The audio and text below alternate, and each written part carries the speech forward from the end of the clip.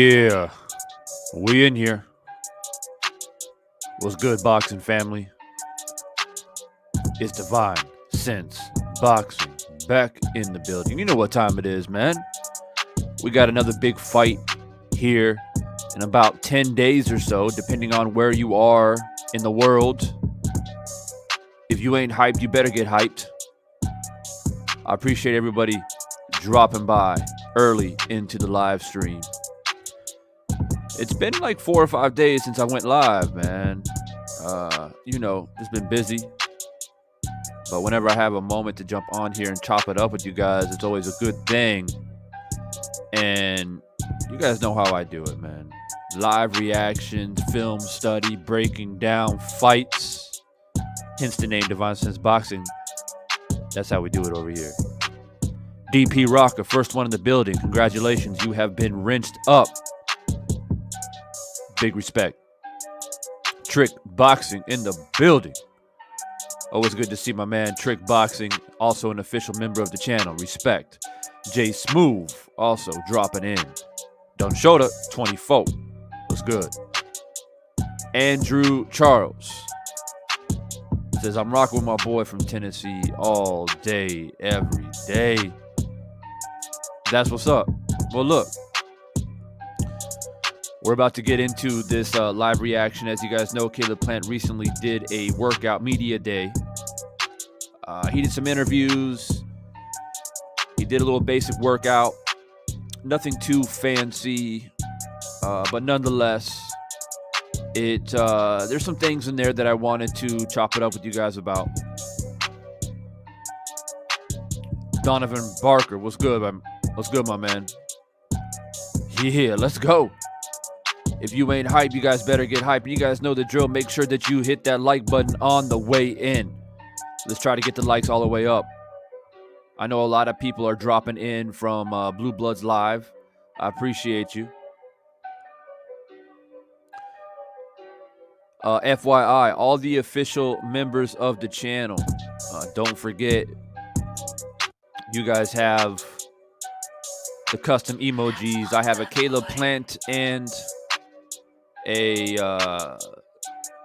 Canelo Alvarez custom emoji. So feel free to use them at your leisure during this live stream. That's why I created them for my official members of the channel. I see my man Donovan already dropping in those emojis as I speak. Dropping into Caleb Plant. Hey, I just want to say this before I get into the film study. I'm just waiting for some more people to trickle in. Hopefully people get their notifications. Razor531 in the building. What's good? If you guys don't know, you should know, but in case you forgot, rather, this is much more than just a boxing match. Some guy matching up against Canelo Alvarez. Oh, yay, we get to see Canelo Alvarez again. Nothing against Canelo Alvarez, per se. But this fight is much bigger than what is trying to be perceived. I see a lot of Canelo fans acting like, it's just another chapter in the book. It's just another chapter. You know what I mean? But look, man, not only is history about to be made, right, for an undisputed super middleweight champion, which has never happened in the sport of boxing, that within itself, despite who's about to be in the ring, should be of epic proportions, right? But then, hey, we got two countries going at it, man. This is America versus Mexico. Since when is this not a big thing?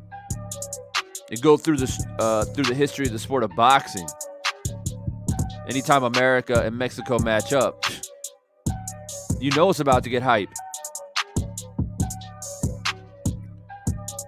Shit, anytime America and Mexico plays a soccer match, people going bananas in the stadium. This is crazy right now. This is history in the making. And in regards to Caleb Plant, and a lot of boxing fans and a lot of professional boxers think this is an opportunity for Caleb Plant to send a message. Now, anytime I mention that, Canelo fans get really upset. But I'm not going to even talk about that. I'm not going to even talk about the failed drug test. I ain't going to do that. But what I'm saying is, for a lot of people, this is a message. For me, this is a boxing match. It's an intriguing style matchup, which I'm excited about. But for a lot of other people, this goes much deeper than that. Like I said, this is for a message. That's not bad, boy. So, hopefully you guys have already jabbed that like button. Hopefully you're ready to get into this film study. Vinyls Crew Clips, what's good, my man? It's good to see you back in the chat. Haven't seen you in a minute. There is a poll going on. Make sure you vote in that poll because, you know, people will trickle in throughout the live stream. A lot of people come in, they don't like what I have to say or whatever, and they just vote in the poll and then they keep it moving. So make sure you get your vote and make it count. The vote is simple. Will Caleb Plant be a problem for Canelo? So far, 80% say yes. 10% say nah, easy fight, not a problem. And 9% now, someone just voted, only for a few rounds. That is a sentiment that I'm getting quite a lot.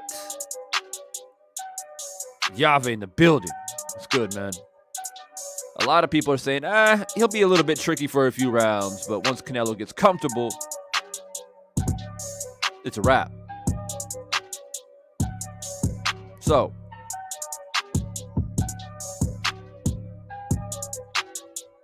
since I got you on my phone and Sensei on my desktop, that's what's good. That's what's up. Case Nasty in the building. Smash that like. Get the likes all the way up. Every time you guys hit the like button, it sends a message to the algorithm, lets people know that we're on here live, lets people know that we're here chopping it up.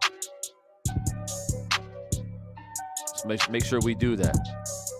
Don Shota dropping in his custom emojis. Yeah. At any point in time, anybody who's not an official member of the channel at the moment, pinned up at the top of the chat here, is a link to become an official member. Gain access to those custom emojis and exclusive videos that I post for members only. Those emojis will come in handy come fight night when Divine Sense Boxing goes live commentary. Those emojis will come in handy. I promise you that. Yeah. All right. Let's go ahead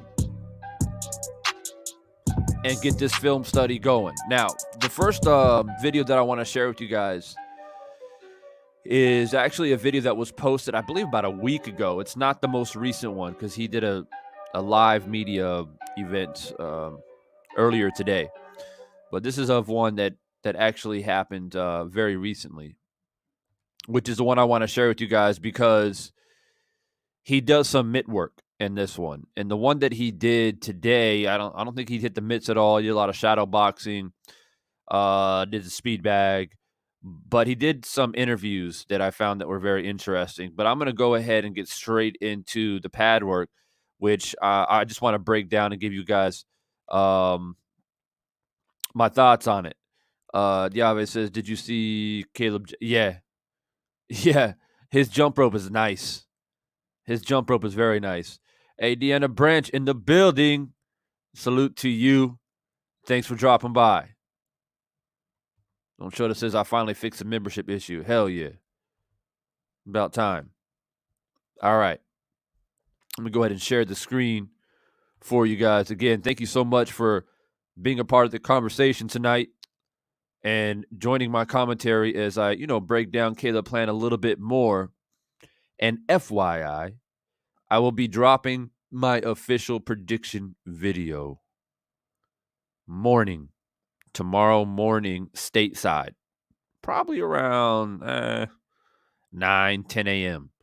So make sure you guys do not miss that official prediction video because I'm going to hit some very interesting points in my official prediction video. Now, I've talked a lot about the fight. I did a style breakdown. I made a video that more than likely most of you have seen where I said, Caleb Plant will be a problem, and I showed some fight footage of him, and I did a voiceover. So I've done a lot of things to spice up the fight, which I feel is one of my duties as a content creator out here. But I haven't yet officially dropped a prediction, which, like I said, I'll do tomorrow morning. So when you guys wake up, you're going to see Divine Sense Boxing on your timeline. Make sure you click in there and hear my official prediction. It's going to be interesting. It's going to be very, very interesting. And it's going to go against the grain. I promise you that. Jay Smooth. What's good, bro? All right. So which one am I doing here? Yeah, this one. Right. All right, this is the one that I want to share with you guys. This one he actually did about a week ago. This isn't what he did today, but I'll share that one as well. But I want to go through this one because he's using that mitt work. And you guys know that I love breaking down this type of stuff. Trick Boxing says, plus I ain't ever going against my country, man, period, no matter who it is. That's respect right there. That's respect right there. And I found it kind of odd, when people go against their country. I mean, I got to think, bro, have I ever even done that? Man, I got to think hard. The only time that I can think of when I went against my country, there was a point in time where I was a big David Lemieux fan when he was on his way up. He's from Canada. But that's about it, man. 95% of the time, I'm always going for the American fighter. Now, I get it, bro. I get it. Like, if you're Mexican American, you got the Mexican heritage. You want to support your Mexican heritage, support Canelo. All right. I get that. I don't know, man. Y'all can I'm not going to put my opinion on that. I'm not going to put my opinion on that because people get upset. People get upset. Divine. Now you're being racist. All right, man. Shit. It's up to you. It's up to you. All I'm going to say is I'm from America, man, and Caleb Plant is representing America. That's all I'm going to say. And not only that, it's not just he's an American. It's not like he's a cab driver. It's not like he's a dude that just came off the street challenging Canelo. I mean, this is a guy who's a champion. This is a guy who's got some serious skill. So there's a lot about it. You know what I'm saying?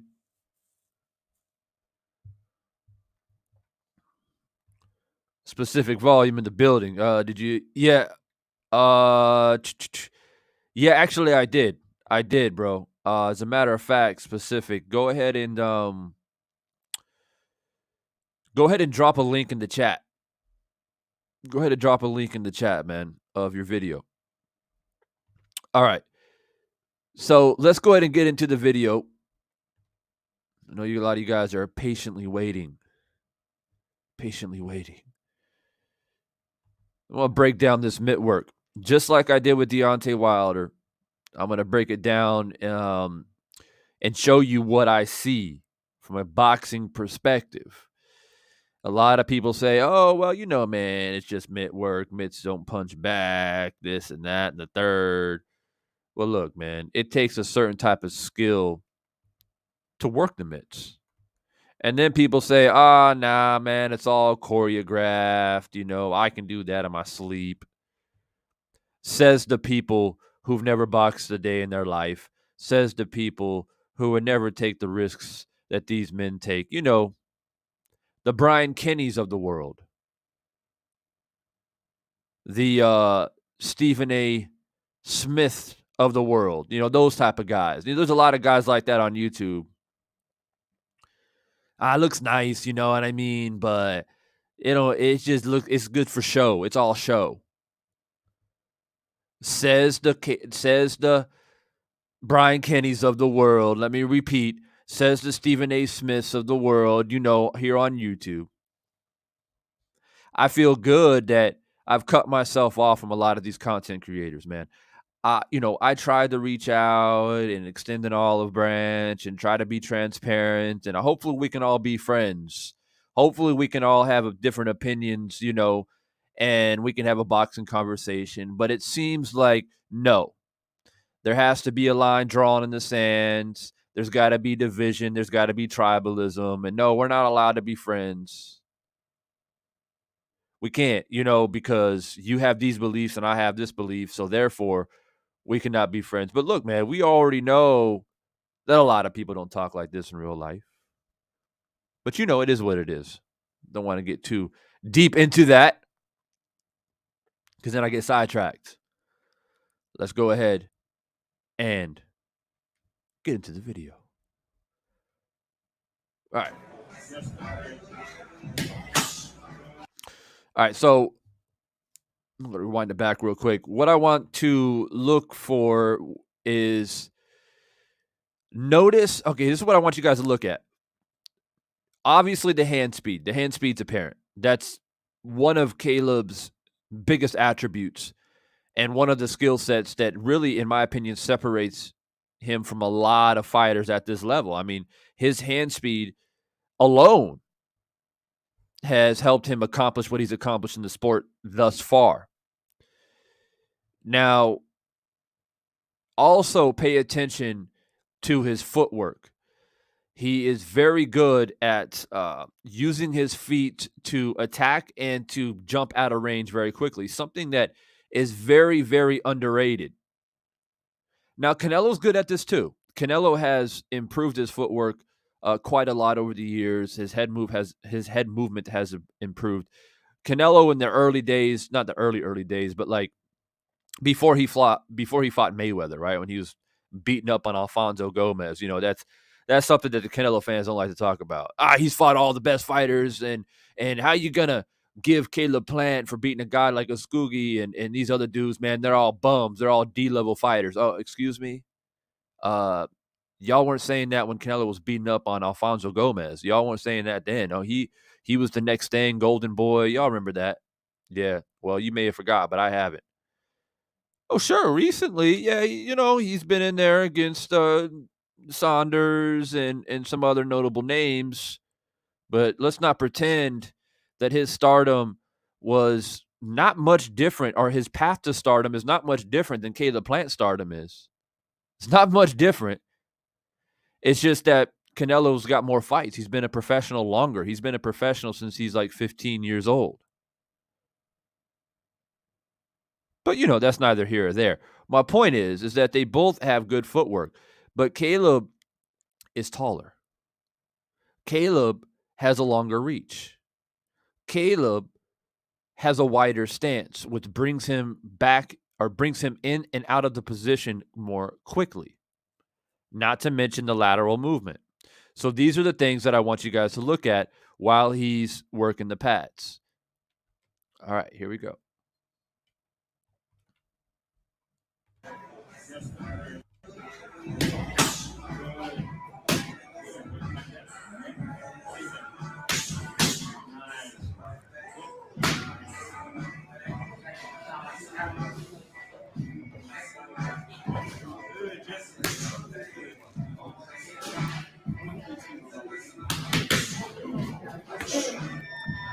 That's a sneaky ass left. That's a sneaky left hook. I haven't seen a left hook like that in a while. The last person that I saw do that, I'll play it here and again, maybe you missed it, is from Roy Jones Jr. He did a very similar thing. Well, where he will basically, so he jabs right hands, and as he slips out and moves around his opponent, he sneaks in that left hook. He just pops that left hook in there real quick. It's a shot that you can't really see. It's out of your peripheral, right? And the last person that I saw that do that very well is Roy Jones Jr. Pernell Whitaker did it a lot too because he would slide underneath and jump up with that left hook. But I'll play it again. It's a very sneaky move, and it caught my attention the first time I saw this footage, this mitt work. I was like, oh, I haven't seen that in a while. That's a shot that will definitely work. And if you guys watched my style breakdown with Brian Macy, Brian was using the left jab and the left hook on me quite a bit. I had difficulty getting away from that elusive style and that check left hook. So this is a weapon that I believe Caleb Plant can use in the fight. Now, I do believe that if there's any punch that Plant is vulnerable to, it's probably the straight right hand. But I'll get into that here in a moment. But let me replay that back so you guys can see that sneaky left hook as he ducks underneath the right hand, right? As he gets underneath the right hand, he slips that left hook in there. Here we go. Bam. One more time. So he resets himself. Oh, sorry, he slipped the left hook. My apologies. That makes more sense because he moves to his right. So he slips underneath the left hook, and notice how he keeps his left hand out in front of him. Right, very fundamental movement here. It's that slick style, but you can see the amateur pedigree there, where you keep that left hand out. Let me blow it up a little bit more. Keep that left hand out a little bit more in front of you.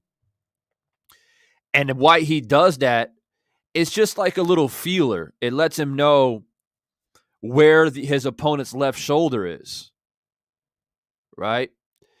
And this position here is, if Canelo were to throw this left hook and miss, he's just in a terrible, terrible position. Now, traditionally, when you duck underneath the left hook like that, you can throw a right hand over the top. But this is why Caleb Plant is smarter than what people give him credit for. If you throw a right hand over the top from this position, Canelo can shoulder roll this. He can shoulder roll a right hand because that right hand has a longer distance to travel. he's got to cock that right hand back a little bit and then try to pop it over and loop it over the top. Now, yeah, he might get him on the top of the head or something like that, but he's not going to hit his chin, which is your target, from this position.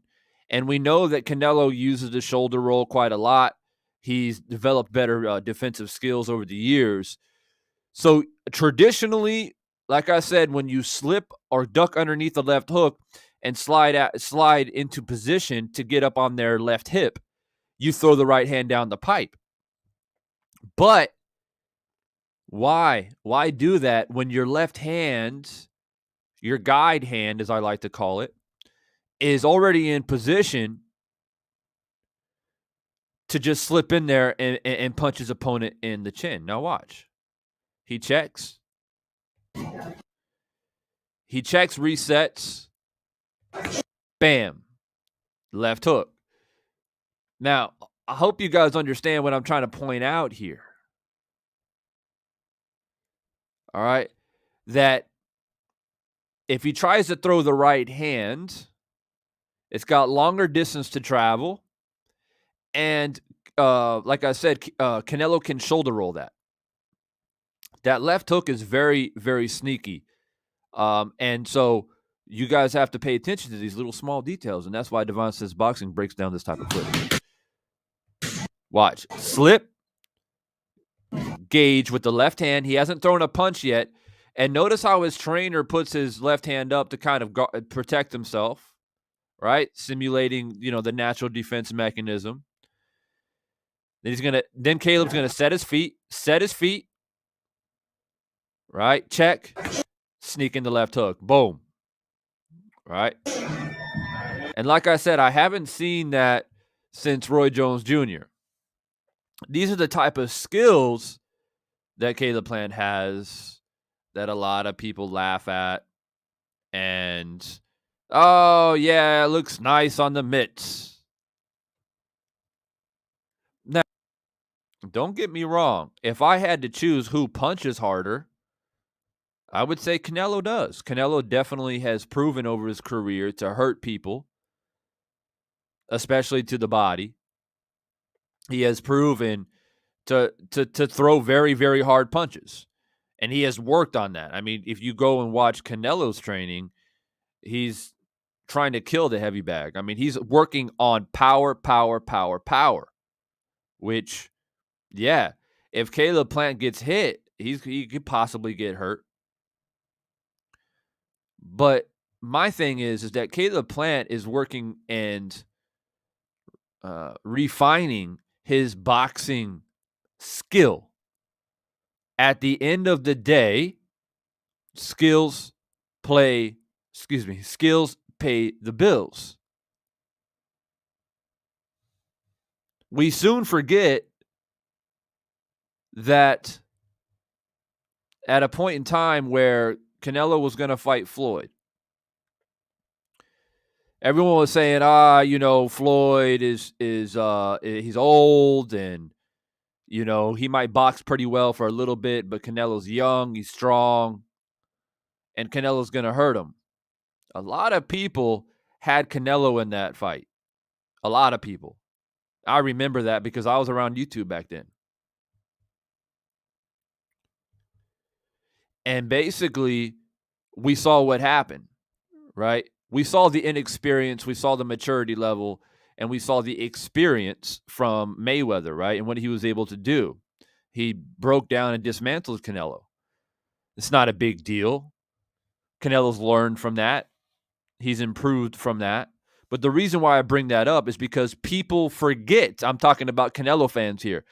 They forget that people thought that Canelo was going to beat Floyd. It wasn't like, oh, I hope he wins, or, oh, this is a dangerous fight.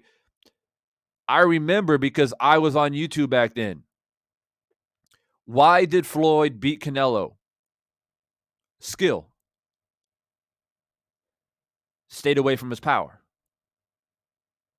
If you stay away from Canelo's power, you can win a boxing match. Now, after I drop my official prediction tomorrow morning stateside, the next day, or maybe that night, I'm going to go live again, and I'm going to break down the fight between Canelo and Erislandy Lara.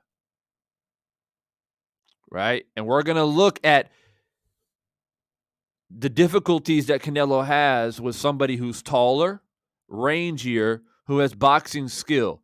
The only difference, the big major difference between Lara and Plant is obviously Lara is a southpaw. But there are a lot of similarities between what I think we're going to see on the fight on November 6th. It's just that Erislandy Lara his style is slightly different. He's a southpaw. He's got that that Cuban background. But I watched that fight last night for kicks and giggles, and Canelo had difficulties. He was just able. See, that's the thing in this fight against Plant as well. Plant is going to box beautifully. He's going to do his thing at a lot of different moments in this fight.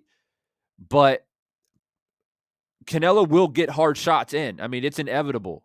You know what I mean? It's not like Caleb Plant is invisible, right? He's going to get hit with big hard shots. And that's what does the ooh and ah from the crowd and from the judges, right? That's what catches their eye. And Canelo has that ability to jump in with the big hard left hook, big looping right hand. Every punch he throws are with ill intentions. And even if you block it, it's you hear that thud, you hear that power, right? And that's how he was able to get the nod over Lara, was just landing those big shots, not consecutively or consistently, but just enough to ooh and awe the crowd and the judges to get the nod. So I can see that happening in this fight again.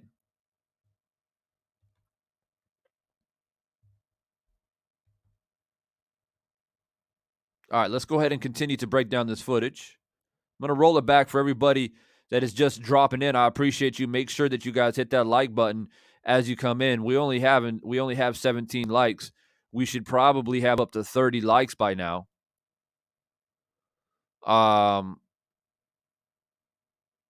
Make sure let's get to 30 likes. Vote in the poll as well. Let your voice be heard, because people do drop in late. They don't want to listen to the video. All they do is want to manipulate and sabotage the poll. So make sure your voice is heard. Currently, right now, will Caleb Plant be a problem for Canelo, which is the question in the poll? 62% so far say, yeah, he is going to be a problem. 11% so no, not at all, easy fight. And then we have 29% saying, yeah, he will be, but only for a few rounds. But Brown on Boxing, what's good, bro? Thanks for dropping by tonight. Mr. Punch Out, I see you in the building, bro. Thanks for dropping by tonight. Revenant Society, what's good? I appreciate you dropping by tonight. I don't know what was going on with this Devin guy. I see you guys timed him out. I didn't see his comments, but I would imagine you guys are handling your business on my wrenches. Salute Divine just joined. I hit the like on arrival. Isaiah, I appreciate that, bro. We got to get those likes up to 30. All right, let's get back into the video. If you're just dropping by, I want you guys to check this little nifty, crafty left hook that Caleb Plant has. Jab, left hook, right hand, slip under the left hook, whoop, right? Get up on that shoulder, gauge it, right? Gauge it with the left hand, and then he's going to sneak in a crafty little left hook. Not the right hand, which a lot of people think, let's just throw the right hand. Nah, why? The shoulder's still up high. Canelo can duck down or shoulder roll it. You do something even more craftier and sneak in a left hook. Whoop! Right there.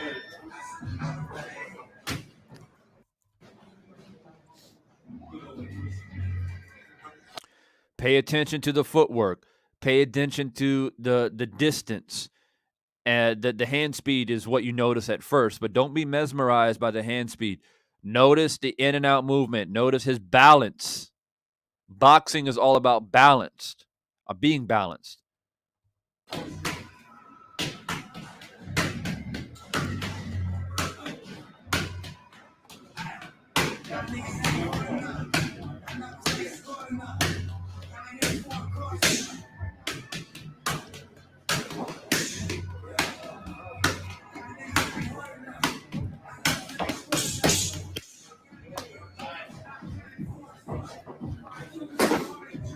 Caleb's got some pop, man. I think he's got a little bit more pop than people give him credit for.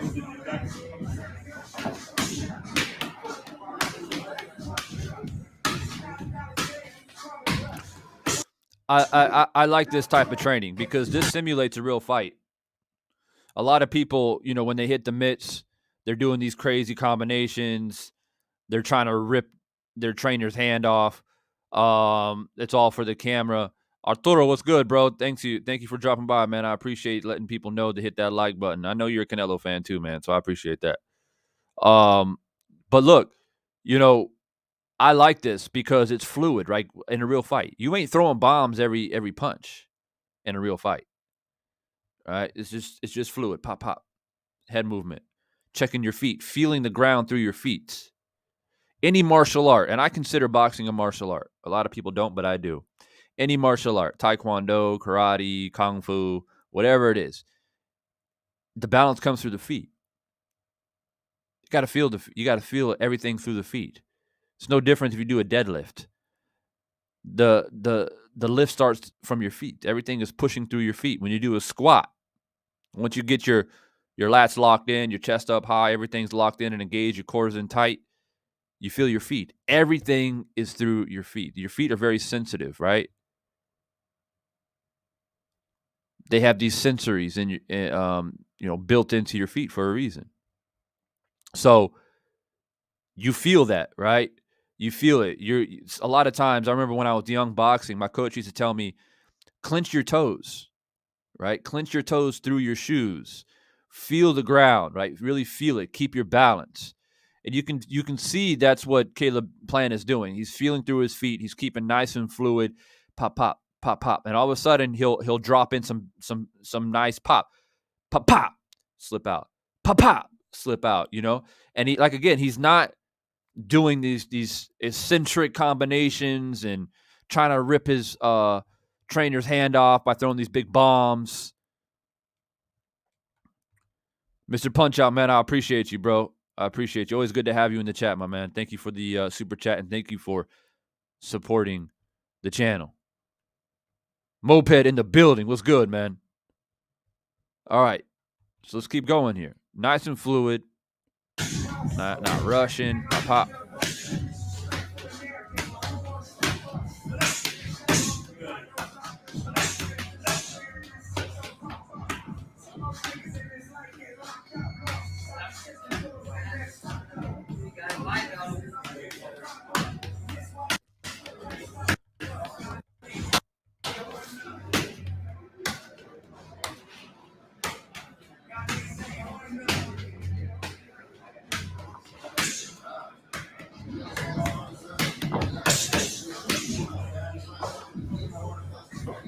That's nice. That's nice. And see, these are the things, this little move right here, check it out. I'm sitting here waiting for him to do something because he's just kind of like, kind of doody, pop, pop, pop, pop, pop, pop. And I'm like, he about to do something. And he finally does. But this move that he's about to do, he throws a combination. But, the thing that the thing is, the thing that impresses me the most about Caleb Plant is not his hand speed, which is which is something that a lot of people talk about the most. Is he's got quick hands, his name is Sweet Hands and all that. To me, it's his footwork. That's the most impressive thing to me personally about Caleb Plant. I think it's very underrated. And footwork is what troubles Canelo the most. Hand speed doesn't trouble Canelo. Combinations don't trouble Canelo. Triple G has hand speed. Triple G can put punches together. Triple G has power. And he couldn't hurt. Well, I'm going to say he couldn't hurt. He buzzed Canelo, possibly hurt him. We don't know. But he couldn't drop him. Right? Those things, he has built a tolerance over time so far in his career. Canelo has. His defense has improved. His punch resistance has improved. Hand speed doesn't bother him. Power doesn't bother him. Footwork. Let me say that again. Footwork is what bothers Canelo. Footwork from Floyd Mayweather bothered him. Footwork from Erislandy Lara bothered him. Footwork from Miguel Cotto bothered him. And let's not forget, this fight is at 168 pounds. Caleb Plant is a true 168er. He is a true super middleweight. Canelo, I saw the video. I saw the photo, rather, his 2-week weigh-in. He was like 174 pounds. Yes. Canelo has grown into the weight. Yes, Canelo has fought Kovalev. He's beat bigger men. You're preaching to the choir. But what I'm saying is that if you think that Caleb Plant himself at 6'1" isn't walking around at that similar weight, 175, 176, then you're sadly mistaken. This is the true 168er, just like Billy Joe. Now, here's a question in the chat that I want people to answer before I continue to break down this footage here. If you guys are just dropping in, make sure you're hitting that like button. If you're new to the channel, I appreciate you joining the conversation. Make sure you hit that subscribe button and stay a part of the conversation. We should be at about 40 likes right now. I don't know why we only have 25 likes, but we should have 40. Deanna Branch, I see your super chat. Just give me a moment. I'll get to it just in a moment. But I want to ask a question for the chat. Who would win? Who would win? Caleb Plant or Billy Joe Saunders? That's an important question to ask because everybody keeps referring to that. Canelo fans especially. They say, man, look what he did to Billy Joe. If he's going to do that to Billy Joe, and Billy Joe has a better resume than Caleb Plant. Which I wouldn't argue that. I won't argue that. Billy Joe has a pretty decent resume. And I give Canelo full credit for beating Billy Joe. It's one of his best wins, actually, on his record. Billy Joe is one of his best wins. I actually put Billy Joe win over Kovalev because I feel like Kovalev wasn't the same by the time Canelo got a hold of him. That's just my opinion. It's one of his, if not the best victory on his resume, in my opinion, is Billy Joe. But that's a question that you guys have to answer. Because if you feel like Billy Joe can beat Plant, then okay, I can understand why you think that Plant's not going to be a problem for Canelo. But you should seriously think about it. Because if you even have to stop and think about it for a moment that, you know what, Plant actually might beat Billy Joe, then you might have to reconsider what Plant can do to Canelo Alvarez. Now,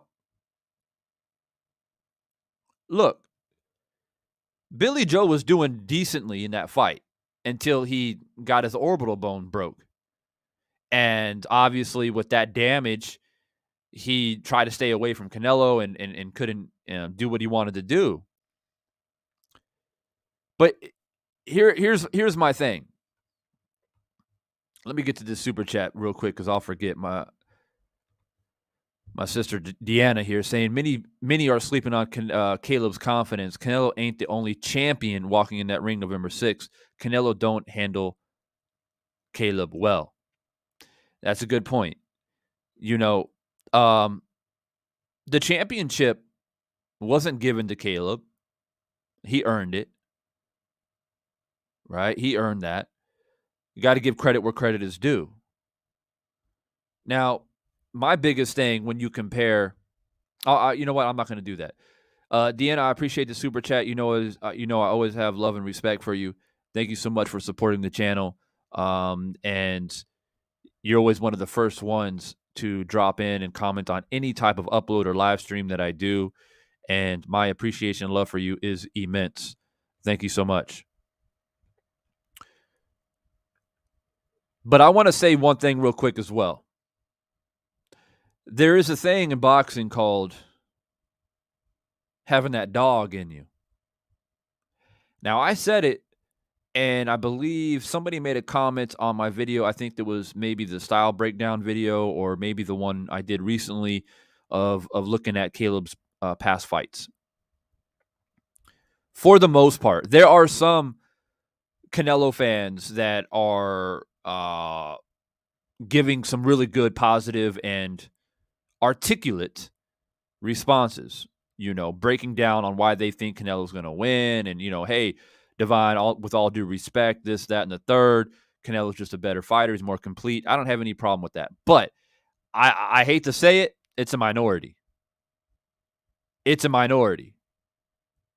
The majority of Canelo fans that have dropped by recently are calling Caleb Plant a bum, calling him cab driver, completely disrespecting Caleb Plant. Canelo's the greatest thing. He's going to smash him. He's going to break him down. He's going to knock him out in less than 5 rounds. It's not a challenge. And people are going crazy, right? Somebody mentioned in the comments about Billy Joe. Look what he did to Billy Joe and this, that, or whatever. And I wrote a comment saying, I give him full credit for beating Billy Joe, but I feel that Billy Joe, when he got hurt, he essentially gave up. Now, I'm not criticizing the man, and I don't criticize any boxer who has their orbital bone broken and they choose to be cautious, and if they end up quitting on the stool or the ref stops it or whatever the case is, the corner stops it. Like, I'm not criticizing that. I get it. I've never had my orbital bone broken, but I've had a broken nose before. It doesn't feel good. Your eyes get all watery. You can't see. It's hard to breathe. Your nose is all, it's full of blood. Not cool. I get it. But at this level, this is championship boxing. Y'all see what Wilder went through against Fury? A lot of people say, "Oh, that was stupid though. He shouldn't have had to take that type of damage." No, but that's a warrior. That's what having a dog is,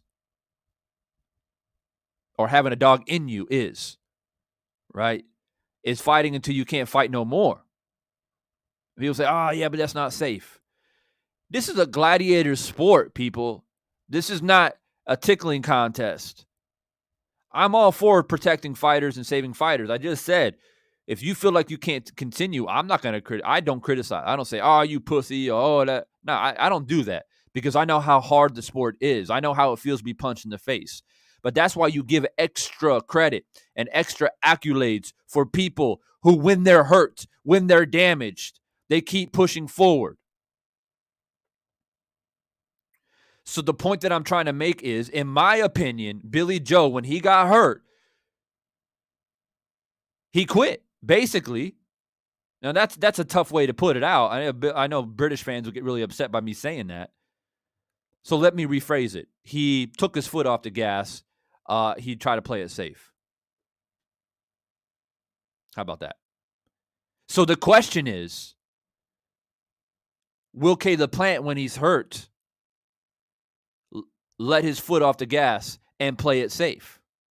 I think people are underestimating Caleb Plant when it comes to having that dog in you.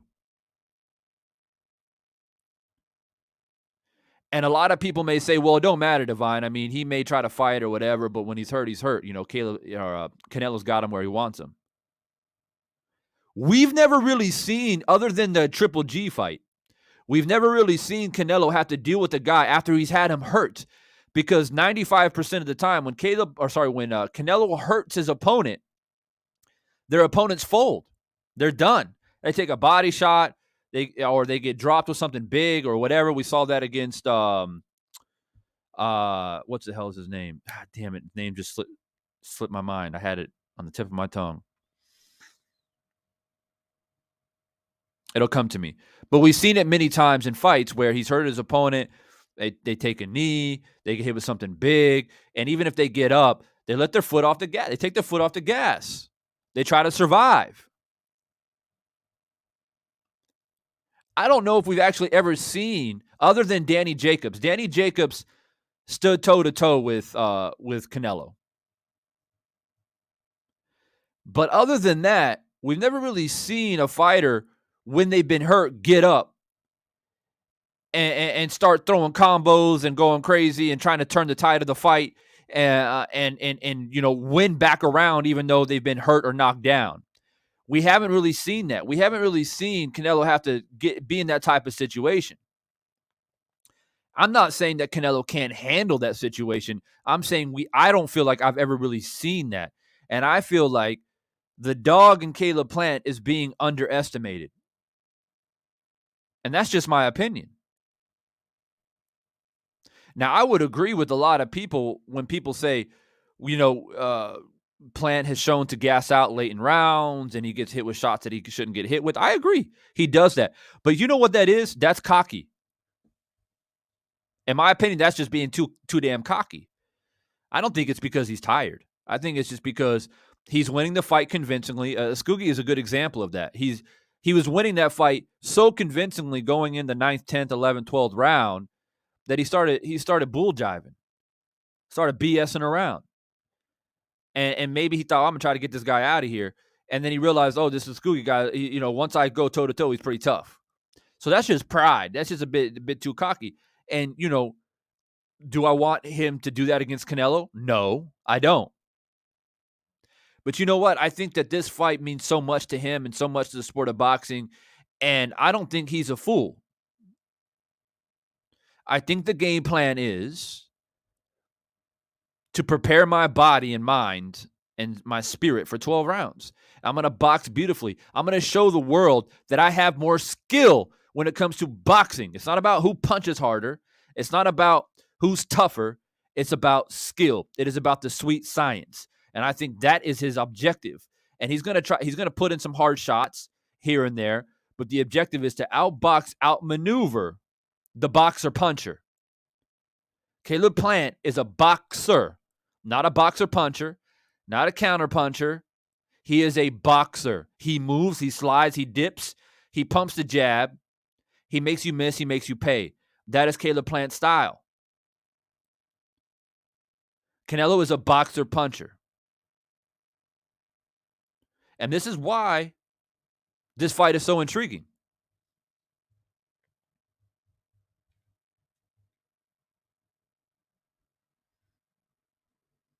And anybody out there wondering about Caleb Plant's resume, let's get the likes all the way up, people. I don't know how we only have 28 likes and we've had over 40 people in here.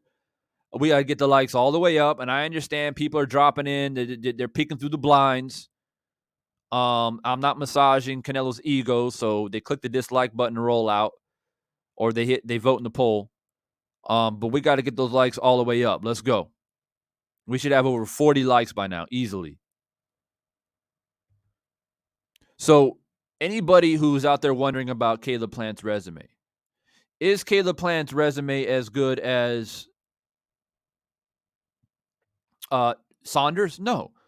Well, Saunders, I mean, look, the thing about the UK fighters, they fight a lot of fighters in the UK, right? They win some belts in the UK. They beat all the fighters over there, or maybe fighters from Europe.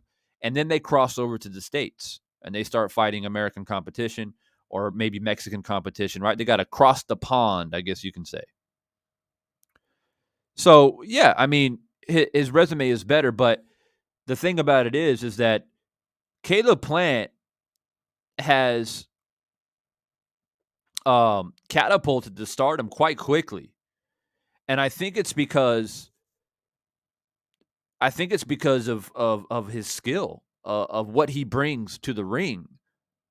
I don't think anything has been gifted. It's not like, and I think it's also a mixture of this guy's a pretty good boxer, but if we put him up there against a good puncher, he'll probably fold. And this is some of the reason why he's now fighting Canelo Alvarez. But he fought a guy named forget his first name, Lee, who was undefeated, who didn't have an amazing resume. I'm not going to pretend that he did, but he was like 27, 28-0, big tough guy, and people thought, oh, that guy, he's going to be too tough for Caleb. Caleb knocked him out in 3 rounds. Totally outclassed him. Then he fought a guy named Futenbutz from Germany who had like 28, 29 KOs on his resume. Then they were like, this guy, he's the one. He's from Germany. We're bringing him over here. He's gonna hurt. And Caleb Plant completely outclassed him. And the thing about people have to understand about Caleb Plant is that, yes, is he fighting top level competition like Billy Joe fought, like Canelo fought? No. But the guys that he has fought, like Truax and Askugi and Futenbutz, those 3 guys, right? I would say when you compare them to Canelo and Billy Joe and some other fighters in 168, they're probably C-class fighters. But he wins so convincingly. He makes it abundantly clear that he's not a C-level fighter. He's not a B-level fighter. He's an A-level fighter. That's just my opinion. When you are a guy who we're not sure where to gauge you, we're not sure what category to put you in because you only have 18 fights. It's like Stevenson, right? We're not sure where to put him, right? He's an Olympian. He's got a lot of skill. Let's throw him in there against a guy like Herring who has experience, and then we can see where he's at. Maybe he's an A fighter, but we're not sure because he hasn't really fought. Stevenson is not much different than Caleb Plant. Stevenson was fighting guys C level and winning convincingly.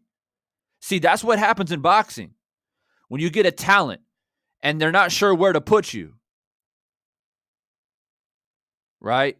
And they're beating a bunch of C-level fighters, it's like, okay, now we got to put you up against a real A-class fighter. Then we can gauge you.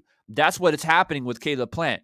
He was completely outclassing C-level or C-plus level fighters and winning by knockouts and completely outboxing them to where now they're like, okay, now he's got a strap.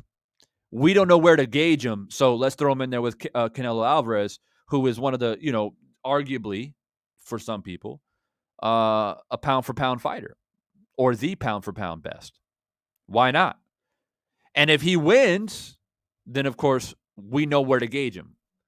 If he loses and gets beat up and gets completely outclassed like Triple G did to David Lemieux, when David Lemieux, we're like, oh, we're not sure where to gauge David Lemieux because he's knocking everybody out. And then he lost to Marco Antonio Rubio, and they're like, maybe that's just a fluke.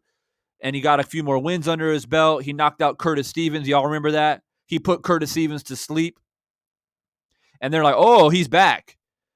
We're not sure where to gauge him. They throw him in there against Triple G, and Triple G beat the brakes off him.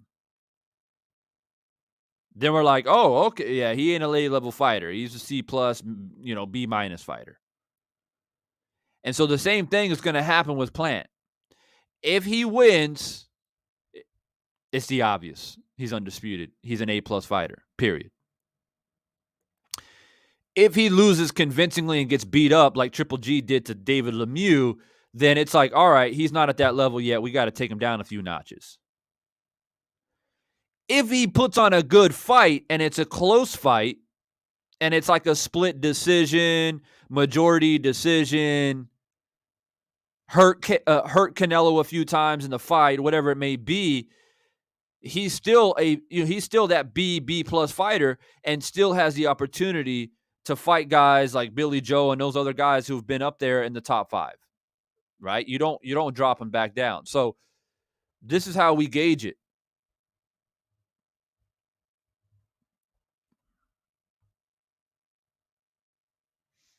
DJ Zion Love, man, what's good?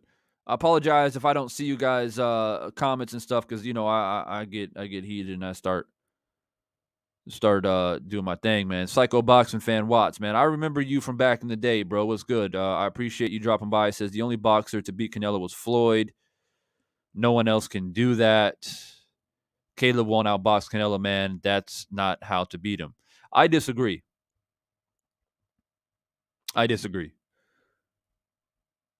Canelo's a boxer puncher. How do you beat a boxer puncher? You outbox him. You don't try to outpunch a puncher. That's just my opinion. And if you don't agree with me, then you can bring those type of conversations up with Willie Pep and Pernell Whitaker, and James Toney and those type of guys who had a boxing style, who made you miss and made you pay, smooth, slippery, sliding in and out, and beat boxer punchers and punchers all the time. They made a career. They made a living out of it. Come on, psycho boxing fan. You know better than that. You come over here, Devon says boxing.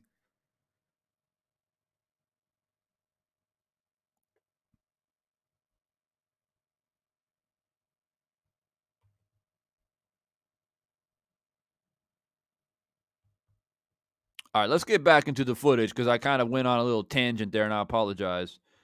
But, it's all out of good faith, and it's all out of conversation.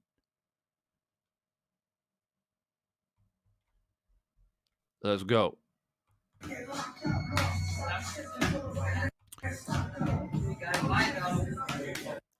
Now watch carefully this pivot here. And remember, guys, I told you guys, if you guys are just joining, I was saying earlier that it's not his hand speed that impresses me. It's not his little, his little slippery defensive style that a lot of people make fun of and criticize. That won't work against Canelo. Whatever. That's not even my thing. My thing with Plant is his footwork. Footwork is what's going to beat Canelo. Not hand speed, not power, footwork.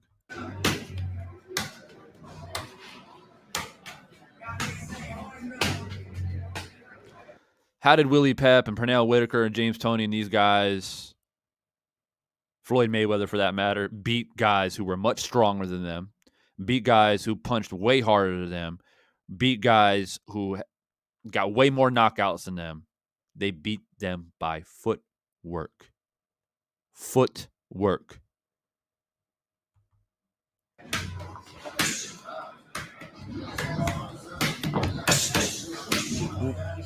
Whoop. See? Soon as Canelo sets his feet, Caleb's gone. The only way Canelo is dangerous is when he sets his feet.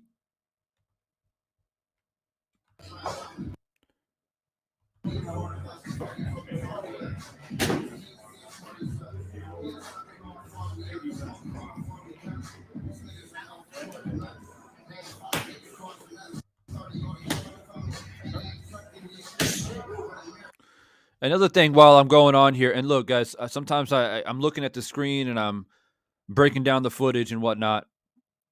At any point you guys have a question or a comment that you feel that you want highlighted, obviously a super chat is a great way to do that. Because last thing I want to do is skip over comments. So if you guys want to catch my attention, just drop $1 in the super chat and I'll address it. But look, I'm real curious about something as I go along here. If you are an American and going for Canelo, there may be only a few left in the chat, but if you're an American and you're going for Canelo, can you tell me why you're a Canelo fan and why you're going for Canelo? I'm just curious. I'm not trying to stir up the pot or stir up controversy or debate is fine as long as it's respectful. But I'm genuinely curious because I see an American flag in the background here, and a man in Caleb Plant who I feel like has skill. So I'm just curious. If you're an American and you're going for Canelo and or you're a Canelo fan, why? Let me know in the comment section. We'll keep it moving.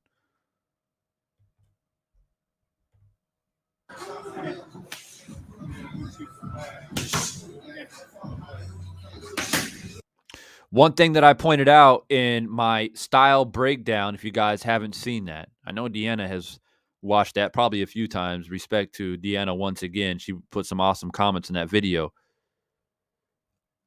If you guys haven't seen that, highly recommend you do. Me and Brian Macy breaking down the styles of Canelo and Plant. One thing that I said in that voiceover was if Caleb Plant oversells his right hand, he's going to be in big trouble. He oversells that right hand, he's going to be vulnerable to the left hook to the body and even a left hook to the head. And that's one of Canelo's signature punches that he hurts a lot of people with. But you can see here where he's not overselling the right hand. He's staying balanced. He shoots the right hand, he slides out automatically, and he keeps that right hand up nice and high, right? So he's pumping, bringing it back. He's not overselling it.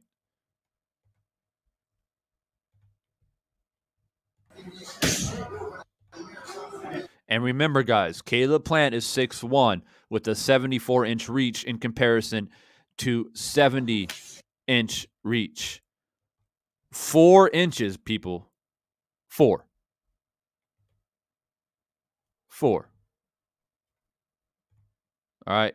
That's like this much difference. An inch is like a mile in boxing.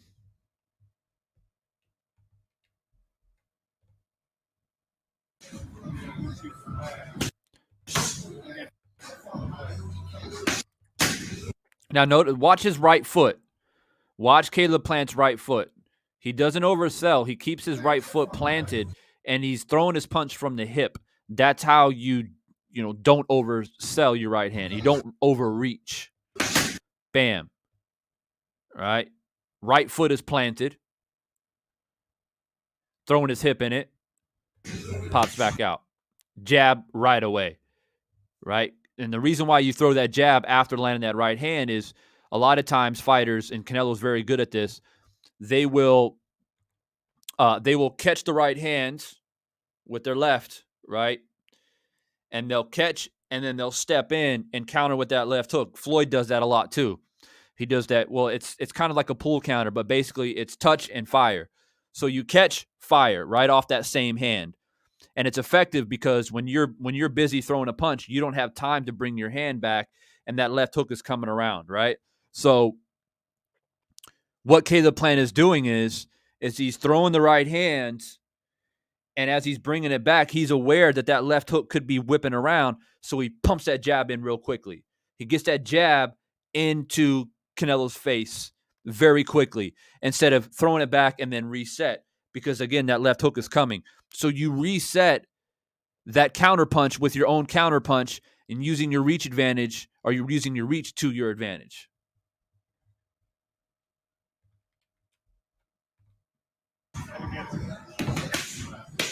Bam, jab right away.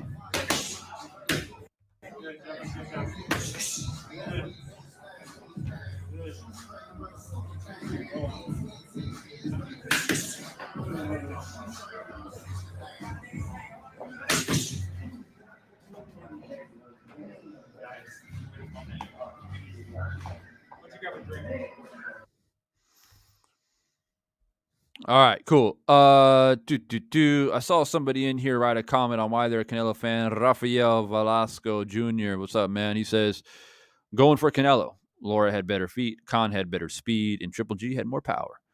Canelo didn't get knocked out by none of them. In my opinion, Plant needs a KO.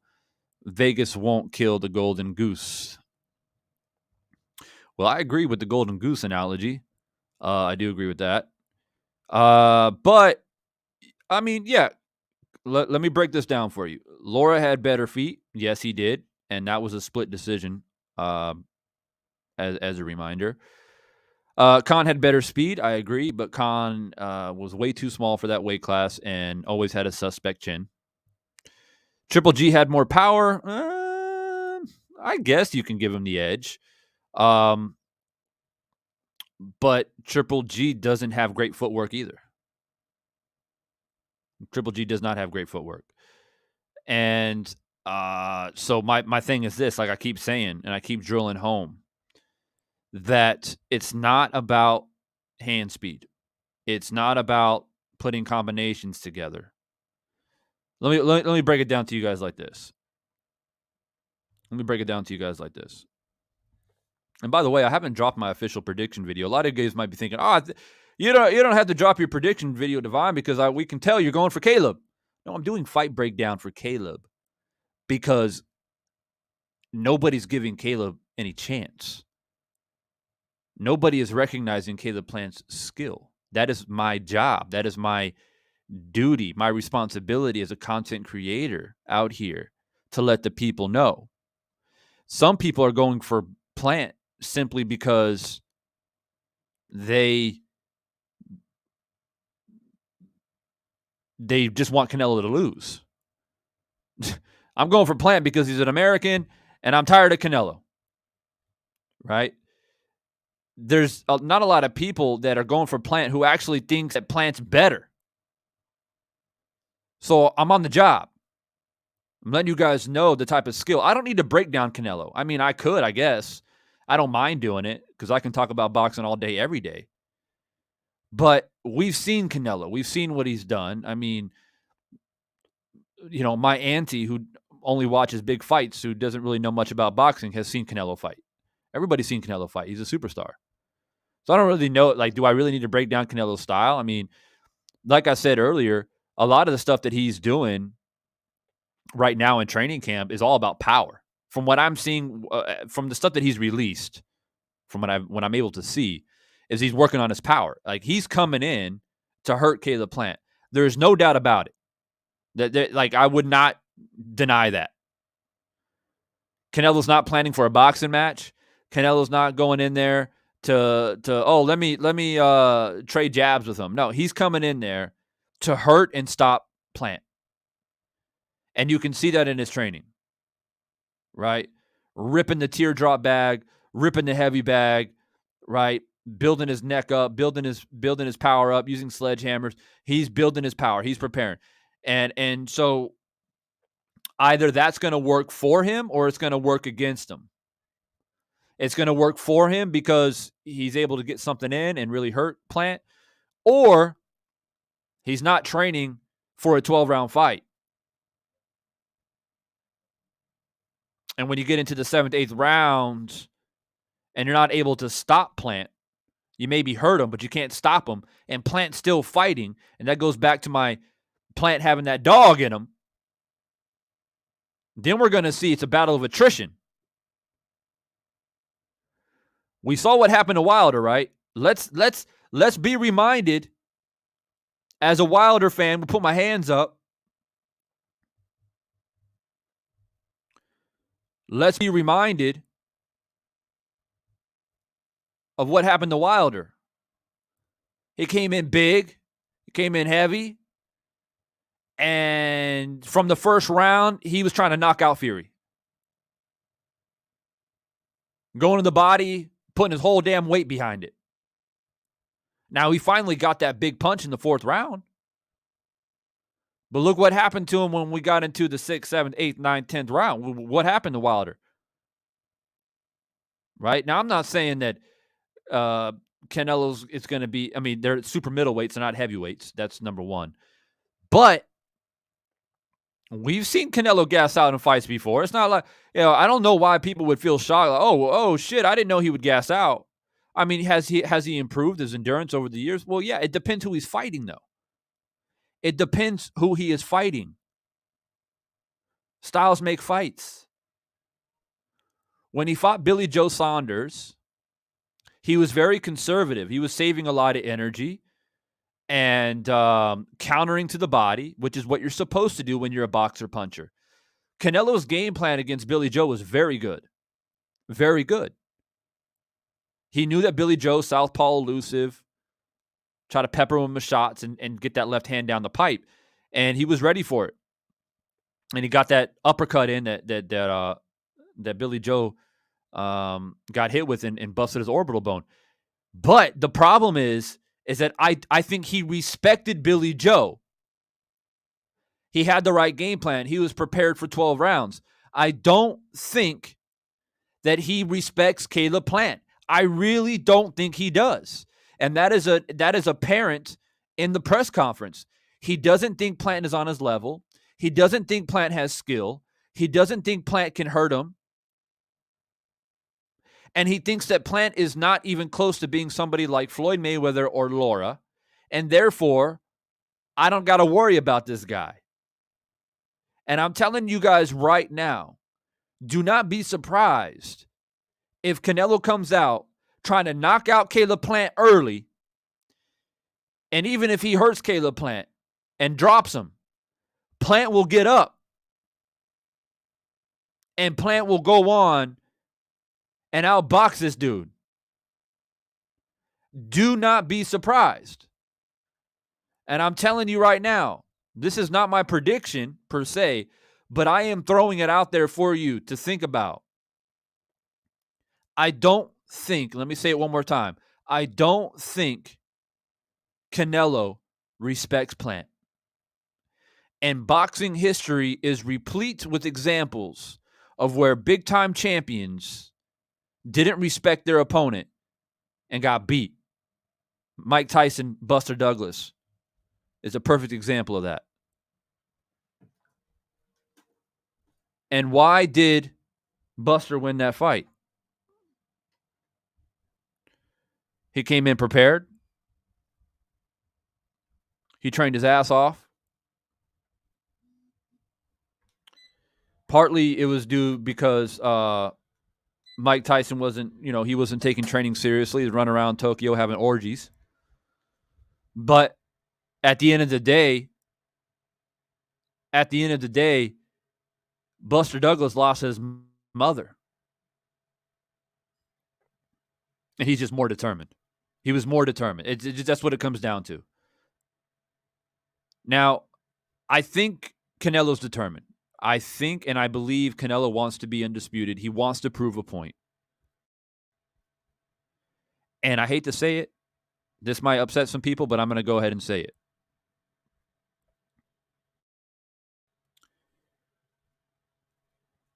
Cheating allegations, or I don't want to say allegations. I mean, he did pop positive on an illegal substance. We can talk about it, why it happened or whatever all day long, but I'm not going to get into that. But at the end of the day, he popped positive. We should just leave it at that. Okay? I guarantee you that Canelo, it's a thorn in his side. I believe that Canelo does care about his legacy. I think he cares about his legacy. I really do. I think he wants to be known as not only being one of the greatest boxers to do it, but one of the greatest Mexican boxers to do it. I think that means a lot to him. And him popping on this drug and being suspended for 6 months, he acts like it doesn't bother him, but I guarantee you it does. I guarantee you it does. Right? So he is coming in with that resentment against Plant because Plant has brought it up and Plant has poked him in the side about it. Which, by the way, no other boxer dared to do that. Most boxers who face off against Canelo have always been respectful and nice and, bowing their head when Canelo walks by. He's the king. Plant ain't doing none of that. Plant is not doing none of that.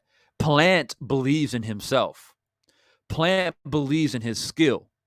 So we can talk about resumes all day long and, Canelo has fought better fighters. And, yes, technically speaking, if you're a betting man, you should, you probably don't want to bet on Plant based off of resume, based off of experience.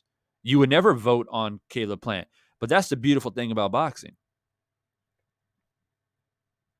Like Andre Ward said, sometimes these type of fights brings the best out of people. Sometimes these type of fights, when the underdog is being disrespected and they have all the skill in the world and they finally have an opportunity to show that skill, and fighting somebody like Canelo will bring the best out of Caleb Plant. That's when we see upsets.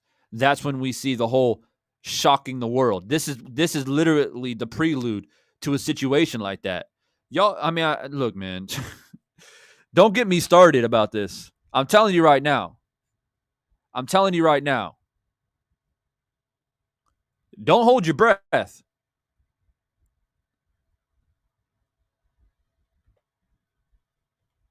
Jay Smooth. That's it, man. It's all about skill. I just made the reference earlier that Stevenson was not much different than Caleb Plant when it comes to fighting C-level fighters, and we're not sure where to gauge him. And what did he do to Herring? What did he do to him? What did he do to Herring? I got people in the chat right now that was going for Herring, talking about, oh, Herring's he's too experienced, he's too tough, he's a Marine, he's this, that, whatever. Stevenson was too quick, too fast, too savvy, too much boxing IQ. And quite frankly, all due respect to Herring, because I love the man to death, a fellow veteran, Herring was outclassed. And Stevenson he didn't fight anybody before he fought Herring that was like, ooh, yeah, that's a great resume, Stevenson. People knew he had skill. But this is what happens when you go up against a big bad wolf like Canelo. Nobody stands a chance. And so the thing is like you go down boxing history, right? And you look at the big bad wolves of boxing. When boxing promoters are making fights and they're trying to match up somebody who can beat the big bad wolf, right? Who comes to mind? Right? When Lennox Lewis was on the top of the world in the heavyweight division, he finally got beat, right? It's just something that happens. Floyd Mayweather, y'all ready for this? Floyd Mayweather was dominating boxing, or not dominating. Well, he was dominating the weight classes that he was in, and he was becoming the face of boxing until he faced off against Luis Castillo. And Luis Castillo made it a dog fight. He exposed Mayweather, even though I think Mayweather won both fights, but the first fight was extremely close. That's what happens in boxing. You can go down the list of Joe Louis, Sugar Ray Robinson. Eventually, no matter how good you are, you're going to run into somebody who wants it just a little bit more. Willie Pep was on his way to being one, probably, if he didn't lose to Sandy Sadler 3 times, he probably would be up there with Sugar Ray Robinson as one of the best fighters to ever do it. But he ran into Sandy Sadler.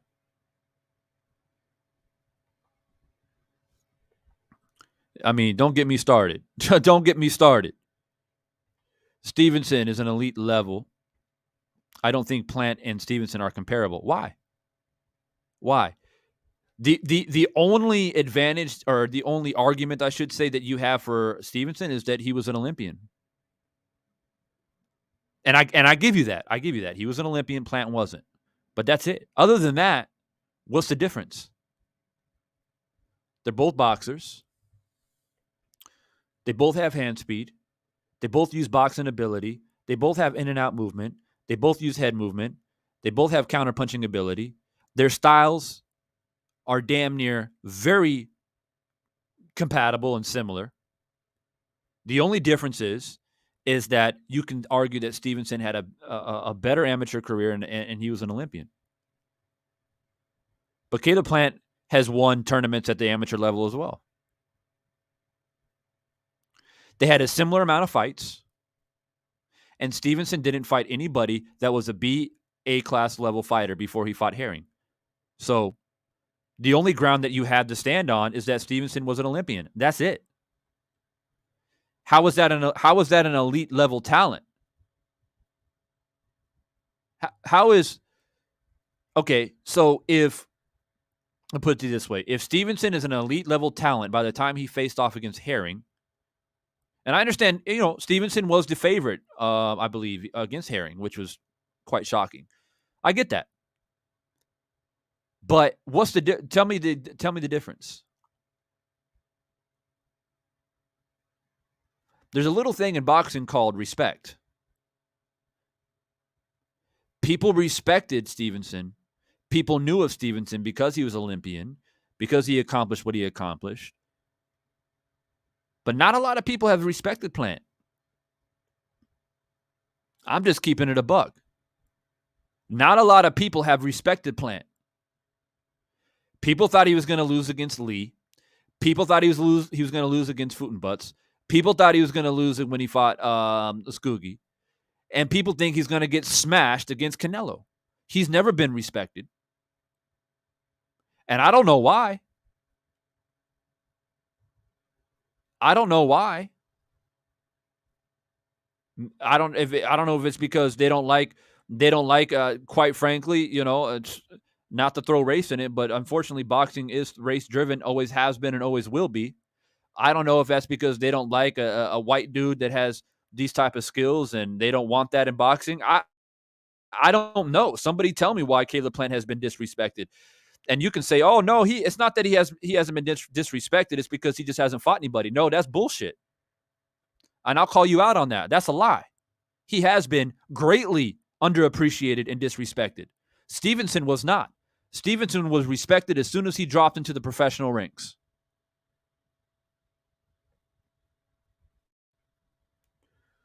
Arturo, I'll give you that. Canelo is not Herring. I'll give you that. But what I will not concede is saying that Stevenson and Caleb Plant is not comparable. They're not exactly comparable because of Stevenson's status as an Olympian, but that's it. We're talking about a small difference there, in my opinion. They even picked Triokes to beat him. Fact. And I hear crickets in the chat right now. And I hear crickets. Nobody can explain to me. The problem is that there is a hypnosis, and people are mesmerized on the ability of Canelo and the things that he has accomplished. And and look, if you're a Canelo fan, I get it. And stay tuned to my prediction video tomorrow morning. Unlike a lot of other people out here that attack Canelo for his drug use and this and that and whatever, and he's ducked certain fighters, that ain't me. I got a lot of respect for Canelo for his ability. And Canelo is a dangerous fight for Caleb Plant. A very dangerous fight. I'm being completely honest with you. But on the same token, Caleb's got skill. And he's been underappreciated. He's been disrespected. And I stand firm on that. This fight should be way more intriguing than what it's being played out to be. The whole side of Canelo thinks that this is just another feather in Canelo's cap, another stepping stone, another chapter in his book, another easy victory. I think y'all going to be sadly, I want to say sad. I would say you'll be unpleasantly surprised. Let's put it that way. I'm telling you right now, man. Woo, don't get me started. When it comes to the sweet science, I don't play games, man. I don't play games with this shit. Joshua Sawyer in the building.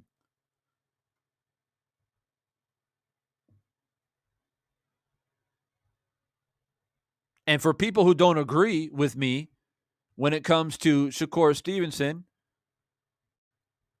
because I'm hearing crickets now, and that tends to happen when I start digging deep.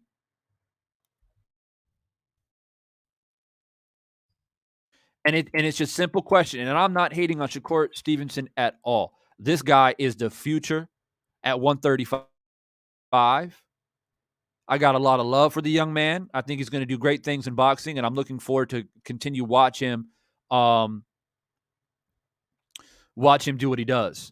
But guys, how is he an elite fighter? How is he at any other level higher than Caleb Plant? Right? And so this is what we're going to do. You guys know how I do it because, I don't like to sit up here and just talk a lot of craziness.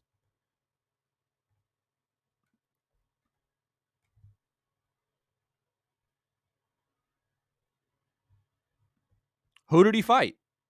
Who did Stevenson fight that makes him an elite fighter or puts him on a higher pedestal other than his Olympic background, higher than Caleb Plant? The man had 16 fights before he fought Jamel. 16.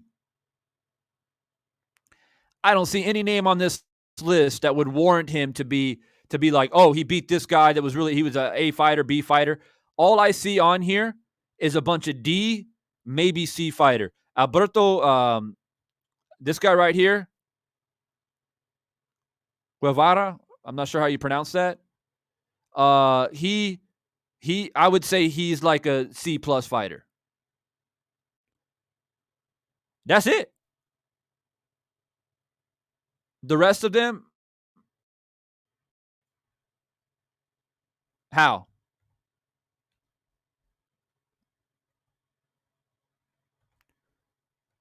So don't tell me that Caleb Plant hasn't been disrespected. And I'm proving it right there. How is Stevenson an elite fighter and Caleb Plant is just like this C-level fighter that doesn't stand a chance against Canelo Alvarez? And by the way, as I just mentioned, he won the Golden Gloves in 2011. Right there. So it's not like he hasn't won amateur tournaments. Right there. Gold. Golden Gloves. Caleb Plant. Right there. Right of your screen. Is Golden Gloves the same as Olympics? No, it's not. But Golden Gloves is pretty damn good. If you any gym you go to in America and you're a Golden Glove champion, you're going to get respect. I promise you that.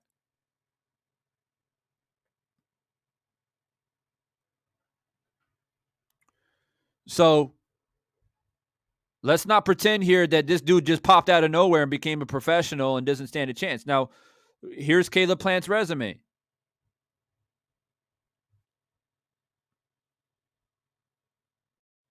He's got at least 2 notable wins on his resume. I'll say 3, actually. He's got 3 notable wins. Stevenson doesn't have any really he doesn't have any notable wins before he met Herring. Right? He beat Escoogi, who was a champ. He beat Fugenbutz, which was a KO artist before they faced off, and he beat Caleb Truax. All 3 of which he was picked to lose. He was picked to lose. And he dominated them.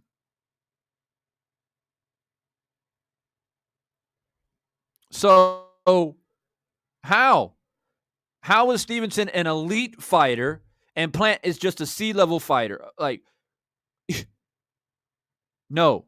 There's a thing called respect in boxing, and in my opinion, Plant hasn't been respected, period, point blank. Because I just compared Stevenson's record to Plant's. Stevenson didn't have any notable fighters on his record before he fought Herring. But yet, he was picked to beat Herring, which is fine. I don't have a problem with that. But I'm making the comparison.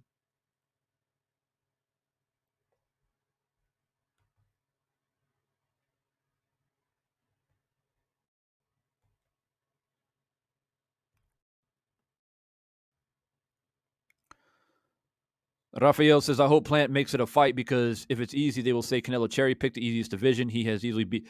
Now, you won't hear that over here. You won't hear that over here. If he beats Caleb Plant convincingly, I'll give him full credit. I give him full credit. Over here, at least. I don't know what other people will say, but I give credit where credit is due. And I want people to give Caleb Plant his credit.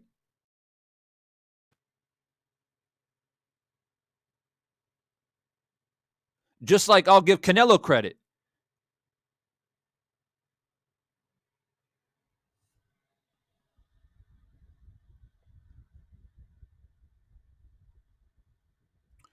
So, now, what I want to do next is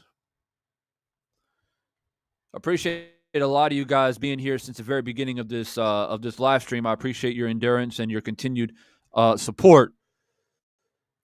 We should, though, however, have 50 likes. So let's continue to get those likes up. If you guys are jumping in, you haven't hit that like button, make sure you hit that like button. The poll is still going.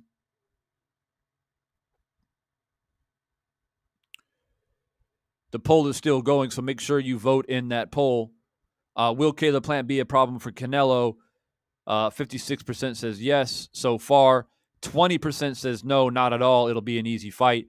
And 23% says only for a few rounds.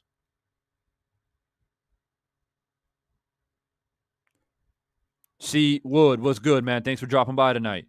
Who Volts? What's up, Volts? He says, damn, Clarissa might lose tonight, just waiting for the result now. Damn. Really?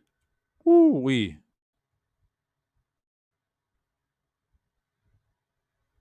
Raphael, I appreciate you, bro. It's all good, man. We can always agree to disagree as long as we keep it respectful. So what I want to do is go to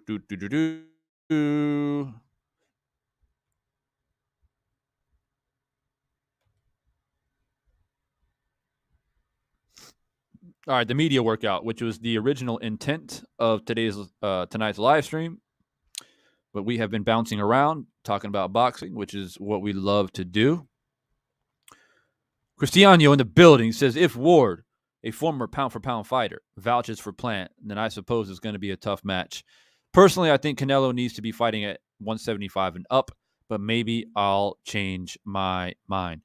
Yeah, and that's another thing is that I don't understand why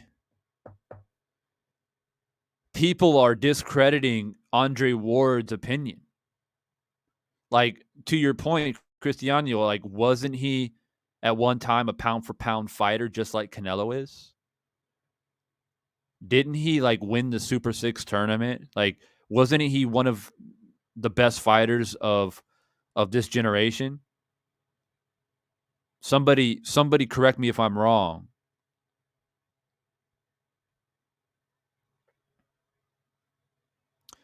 But that just doesn't make sense to me. Like, now that this is what happens that really pisses me off about boxing and boxing fans.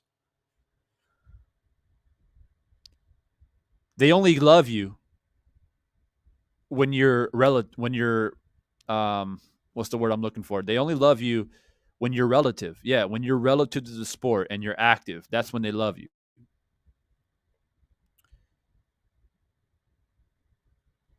Now that he's out of the sport and he's a commentator, he's not boxing anymore, people act like he ain't shit.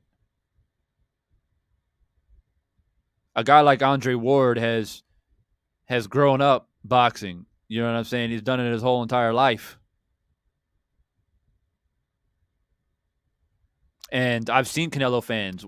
Ward is crazy. Ward is stupid. Ward don't know anything about boxing. Ward just wants to build up this guy who has no hope. Like, all this craziness. And I've seen a lot of racial shit too. A lot of racial stuff too, which I won't even mention here on this live stream because it's not worth my breath. But a lot of Canelo fans making this about race and Ward supporting Plant and, Plant being white and Ward being black, half white, half black, however you want to frame it. And, you could just only imagine the type of racial remarks that have been dropped by Canelo fans. I'm not making it up, man. Go look around YouTube. You'll see it.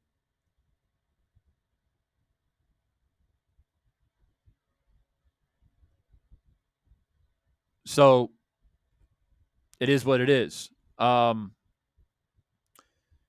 Shields lost. See? The irony. We're here talking about a big match coming up here in about 10 days and talking about a possible upset, and there has just been an upset. Shields just lost.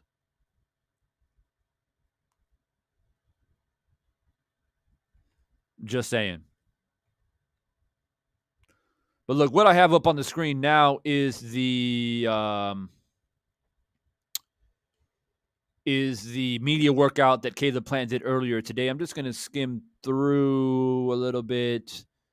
I don't think he does anything that interesting in this media work. Media workouts are always kind of, in my opinion, usually dull. Not much really going on other just to see the fighter. Just some shadow boxing. But I guess we can go through it a little bit as I in Las Vegas against Canelo.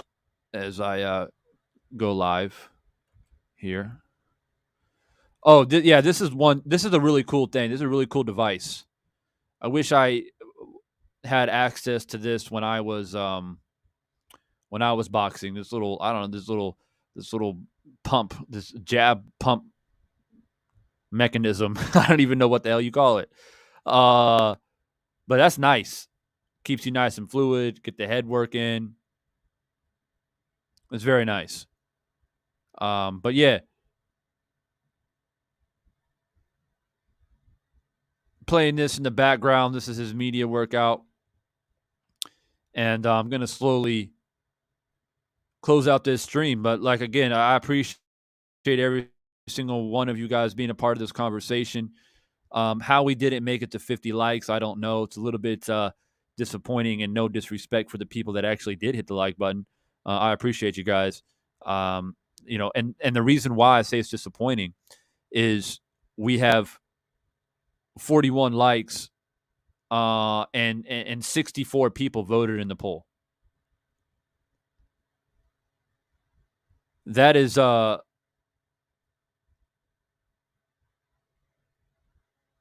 what I'm talking about. Almost, over a 20-person discrepancy. Very disappointing thing to see.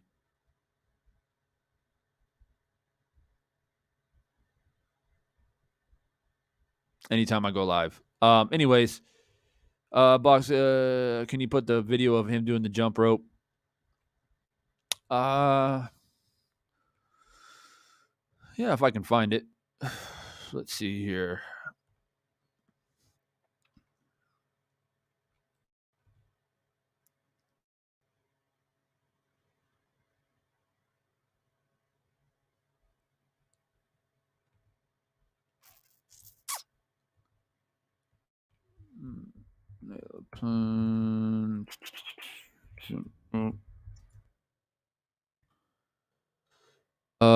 I got one that's like a year ago. Like this. Play that.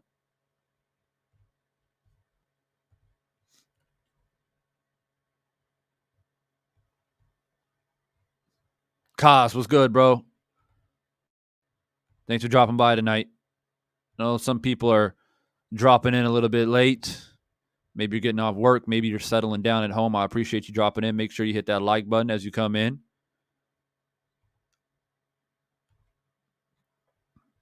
I had a request to watch the jump rope.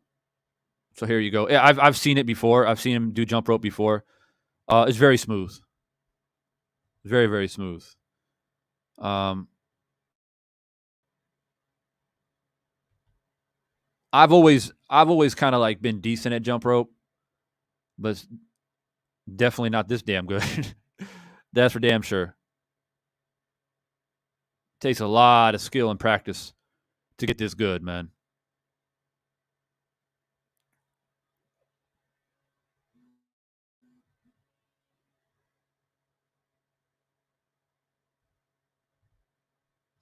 And what did Timothy Bradley say? He said Plant is going to sleep. I mean, everyone has their own opinion. Well, of course. I'll keep my opinion about Timothy Bradley to myself. But you're right. Everybody does have their own opinion. Everyone does have their own opinion. Timothy Bradley says a lot of weird stuff, but I'll just, like I said, I'll keep that to myself.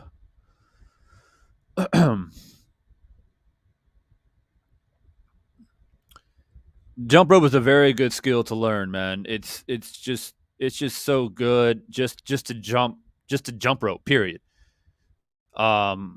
builds up your calves, your endurance in your calves. Um, builds up your shoulder endurance. It's a nice little cardio workout. It's low impact. It takes coordination. It's great. It's a great workout for anybody to do, and it's a great warm up as well. Um, before you go into the gym to start your workout, I usually jump rope for at least 5 minutes or so, just nice and smooth. Wake up the body, especially as you guys get older. If you guys are getting older like me, warm up. This dude's straight up dancing on the jump rope. Damn. But warm up is essential as you get older. You got to wake up the tendons and ligaments and stuff like that. Jump rope is great to kind of get some sweat going, warm up the muscles. I always cringe when I see guys in their late 30s, early 40s, or beyond on that going to the gym. They don't even stretch. They don't do any type of warm up. They're like drinking this fucking pre-workout. They're all like freaking out on this like massive amount of caffeine. They're like drinking a Monster drink or whatever. And these dudes are like grown men or women for that matter. I've seen women do it too. And they're like spazzing out on this pre-workout. Don't stretch, don't warm up, and just start lifting. And I'm just cringe. I'm just like, that's a disaster waiting to happen, especially as you get older. It can happen when you're younger too, but even more so as you get older. And I've seen people pull tendons and ligaments, and I saw a guy probably in his mid 40s, all cranked out on pre-workout, jumps on the bench press without like any warm up, and just started cranking out like some really heavy weight, and tore his pectoral muscle just like snapped away from his bicep, right in the middle of the gym. And I was watching that shit the whole time. I'm like, and I've seen a lot of other crazy stuff too. That's just one story that pops out, but I've seen a lot of other stuff, man. So, look, warm up is crucial. That's the moral of the story, especially when you get older.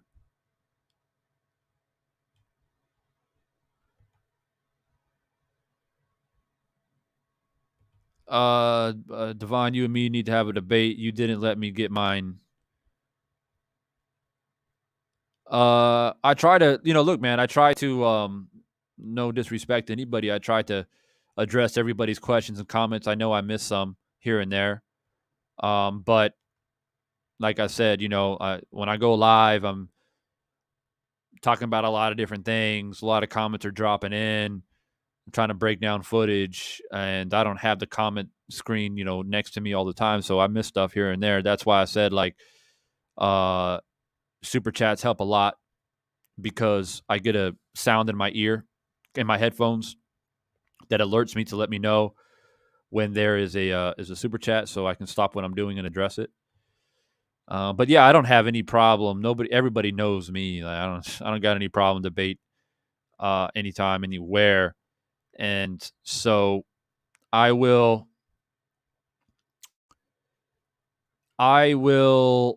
be. So I'm going to drop my prediction that the schedule for Divine Sense Boxing essentially is tomorrow morning. I'll be dropping my official prediction of Canelo Plant, kind of like final prediction / final thoughts. We're 10 days or so from the fight, so it's a good time to do that. Then I'll probably do. That'll be. Yeah. So then Saturday will be Firestorm. So Boxing Psycho, if you want to be on the panel Saturday night to say what you want to say, then make sure you send me an email so we can set it up, bro. And you have a channel too, right? Psycho Boxing Fan. Like I said, I remember you from back in the day, bro. So if you're not aware, most of my subscribers and supporters know like Firestorm is an open topic, open panel. We talk about a lot of different topics. People jump on the panel, give their thoughts, and I do it on Saturday nights. So by that time, it'll be a week. It'll be basically fight week this upcoming Saturday night, Firestorm. So if you want to be a part of that, just send me an email or follow me on Instagram. Shoot me a DM on Instagram, Divine Sense Boxing on Instagram, and send me a message. It's not that hard. I find it funny when people complain. They're like, "You don't let me debate. You don't let me on the panel. You ignore people. You block people." Which, by the way, I don't block anyone. My wrenches might kick you out of the chat because you're saying some dumb shit. But I don't got time to be running around YouTube blocking people unless you're like saying stuff that is just completely out of this world, like on some racial violent shit, or threatening, or trying to come after me and my family. I'll probably seek and destroy. But for the most part, if it's boxing talk, I don't got time to be running around. But yeah, my wrenches handle business in the chat. And the thing about it is a lot of people are wondering, like, well, why do they do that, man? People got to drop their opinion. Well, because people come in here to hijack the conversation. Like, literally. That's why wrenches do what they do, because we have a flow. We have a conversation go. Arturo has been in the live stream pretty much the entire time. He's a Canelo fan. Okay? So that is proof that myself and my wrenches don't just kick people out because they have a different opinion. So I just wanted to say that for the record, because I'm sure there's people lurking and listening. But I find it funny that people say, like, I don't debate. Like, most people on YouTube don't debate, but I do. I've done it several times. It's one of the things that I'm known for doing. And I'm not that hard to get hold of. Like, some of these channels, I know this from personal experience, they're very difficult to get a hold of, and they hardly answer and reply any messages or emails. I know this because I have sent emails and I have sent DMs, and nobody replies. But I'm not one of them. I reply to everybody, and I pay attention. And so, like I said, I'm not that hard to get a hold of. Send me an email, send me a DM on Instagram. It's as simple as that. And I'll bring you in on Firestorm. I mean, I don't care. I don't care, like, who you're going for, Plant, Canelo. We're definitely going to talk about Plant and Canelo and Firestorm this Saturday night, obviously, because it's a week before the fight. But we may also talk about Crawford and Porter. That's another big fight coming up. Might talk a little bit more about Stevenson and his future, the future of the lightweight division, the 135 division, the future of the heavyweight division. I see a lot of people talking about Anthony Joshua lately and the things that he has been saying and doing. All I can say about Joshua, just for the sake of conversation, I'm on live right now. It'll probably come up in discussion on Saturday night, but I will say this for the record, leave you guys with this. I don't think much about Joshua, man. I just put it to you that way. And I would enjoy watching him being put to sleep. That's just straight from the heart, straight to the point. I'm just sick of it. I just really, really sick of it. The things that he said, done, and I feel like he's ducked a lot of fighters, and I know, and I say that by saying he has arguably one of the best resumes in the heavyweight division. He's got a better resume than Fury. He has a better resume probably than Wilder as well, and I'm a Wilder fan. But I feel like he's ducked Wilder. I feel like he ducked Ortiz. And he'll probably duck Dillian White too. And I don't know if he'll ever actually fight Fury either. But that's just my opinion. If you're curious. So I don't know who he's going to fight coming up next, but I think he finally maybe Andy Ruiz needs to, like, get in shape and they do a trilogy, and Andy Ruiz can take care of him again. I don't know. But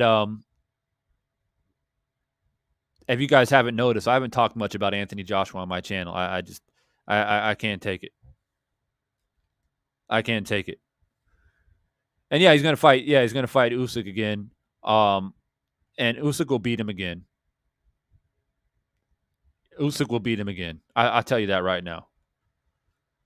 He won't get knocked out, but he'll lose again. But my thing is, him losing a 12-round decision is not enough for me, because he's always going to be around. If he loses a 12-round decision, he's always going to be relevant in boxing in the heavyweight division.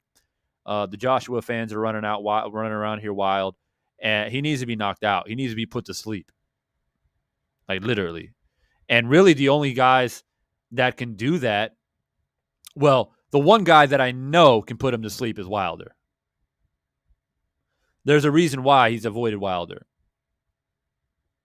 And even if the trilogy didn't happen with Fury Wilder, and let's say the arbitration never happened and they never had the third fight, I still don't think Joshua would have fought Wilder, even if Wilder was available.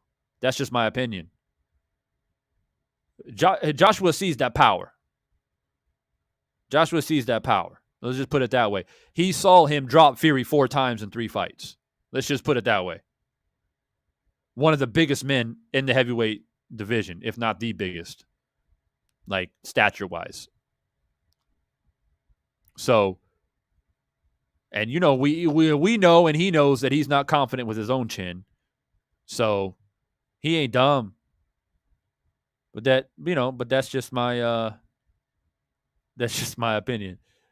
She said glitter boots. God damn. She said glitter boots. Oh my God. AJ said he cut from the cloth of Big Meech and Nicky Barnes. I almost pissed myself laughing. Oh my God. Oh, please don't bring up his rap. He did a little freestyle rap. Please don't do it. This ain't the time. This ain't the time. And please don't get Deanna Branch started on the whole beta male shit, because she get on a rant about the beta males.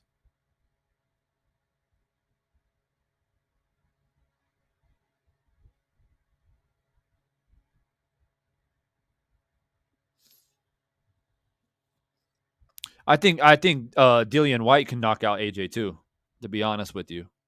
But Wilder has more of a chance to knock him out. As a matter of fact, if Wilder stays with Malik Scott, which I believe he will, and recovers, which I believe he will, I think he's learned a lot from this trilogy with Fury. I think it's going to make him a better fighter. These next I think we got at least 3 more years out of Wilder, in my opinion. I know he's 36 now, but I still think we've got another good 3 years. And if he sticks with Malik Scott, he recovers well, which I believe he will. I think he's learned so much from this trilogy with Fury that he knocks out AJ in less than 4 rounds. Like, straight up. Like, my fight prediction video of that fight, if it happens, it's a 5-minute video. Like, I had to do, like, fight breakdown of Fury Wilder, like, 3-4 times. I had to do film studies. Like, I talked, like, because that's just a tough fight, like, stylistically. I mean, that's why they had a trilogy, and that's why we saw the third fight go the way that it went, and the knockdowns and all the chaos. But with Anthony Joshua, it's a 5-minute video. That's a 5-minute video.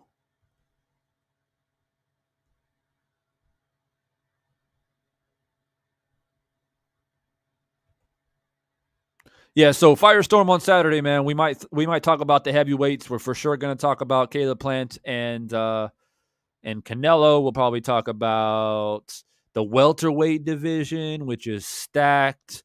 Crawford, Porter, Spence, Ortiz,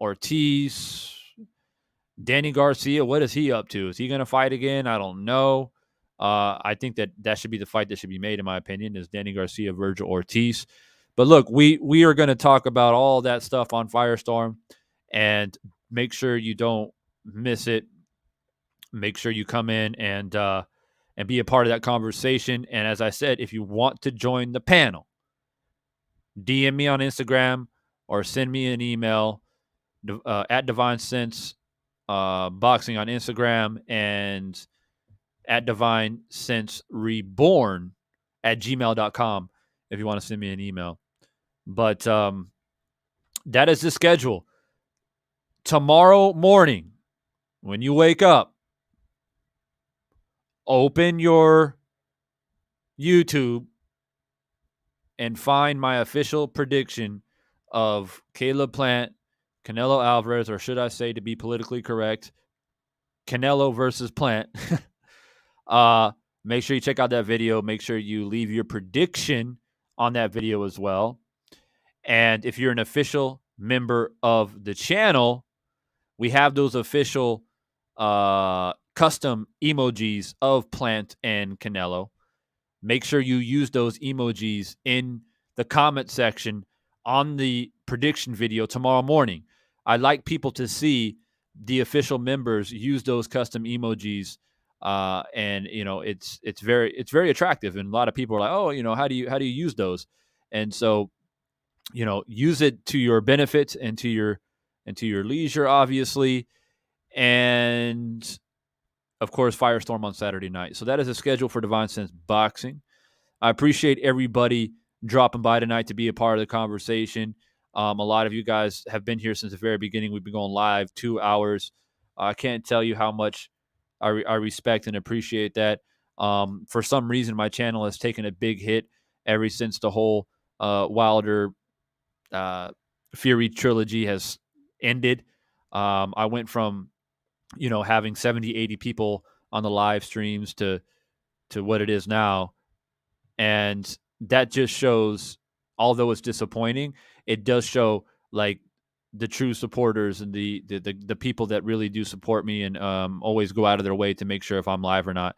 And I can't tell you how much I respect and appreciate every single one of you. Don't forget, if you haven't hit the like button, hit that like button before you leave. Hopefully we get 50 likes by the time I click on end stream. And the poll will be ended. 72 votes and 58% said that Caleb Plant will be a problem. And pinned up at the chat, Karma Boxing and MMA, Jay Smooth, my man Kaz, Jelly Bean, I see you in the building as well, bro.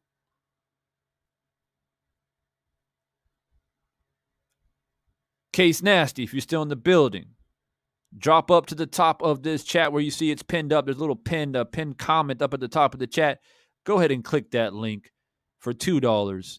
Become an official member of the channel, man, and continue to support your boy, Divine Sense Boxing. I appreciate you guys, as I said, and I'll be back on here. Saturday Night Live, tomorrow morning, official prediction time. Make sure you guys don't miss it. Peace.